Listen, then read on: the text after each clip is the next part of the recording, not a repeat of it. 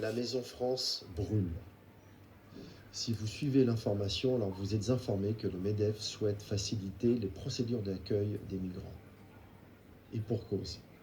Ils seront payés entre 3 et 5 euros de l'heure, alors que le chômage persiste toujours dans notre pays. C'est du pain béni pour les grandes entreprises ainsi que les moyennes pour multiplier leurs profits. Ainsi, ils mettent sur le carreau les actuels salariés et fonctionnaires confondus. Qui aujourd'hui accepterait de travailler pour 5 euros de l'heure et faire face aux charges quotidiennes et mensuelles? C'est purement intenable. Secondo, avez-vous entendu parler de cette organisation et de la mise en place d'un dispositif des forces de l'ordre très particulier et discutable? Cela s'est produit lors de la manifestation Gilets jaunes du 8 décembre 2018 à Marseille, selon les informations de Mediapart.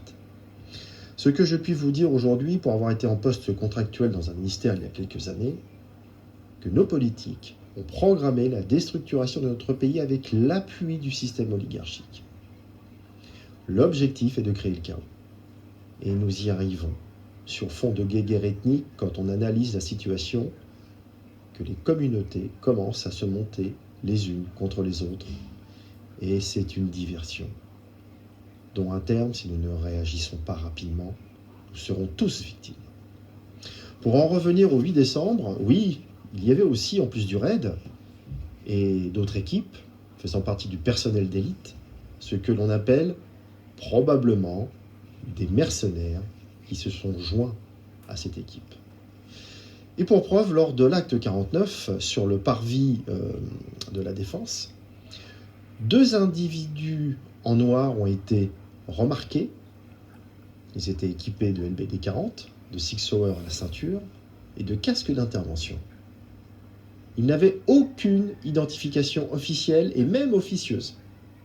Ils déambulaient avec les CRS et échangeaient en permanence sur la sécurisation du mouvement. Incroyable, non? Il s'agissait donc de personnes clairement accréditées et donc a priori embauchées. Serait-ce une équipe d'élite en mode discrétion? Ou alors, est-ce que ce seraient des gens que l'on appelle des contracteurs? Cette observation était partagée par des fonctionnaires gradés de la sécurité publique de Paris, d'où une inquiétude grandissante prend place dans les rangs concernant leur futur statut. Oui, l'Europe souhaite une police privée, comme beaucoup de monde sait aujourd'hui, tout comme une armée européenne qui fait partie des projets de la technocratie européenne.